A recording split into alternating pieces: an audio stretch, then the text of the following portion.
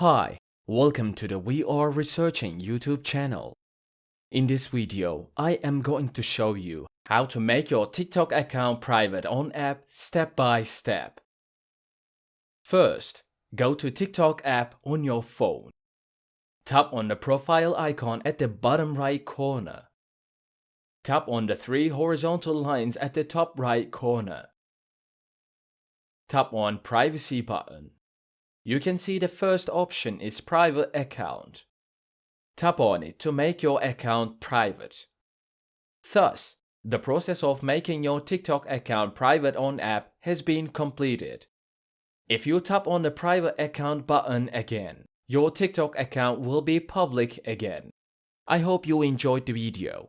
If you want videos like this to come, don't forget to subscribe to our channel, like the video, comment and click the bell for new videos.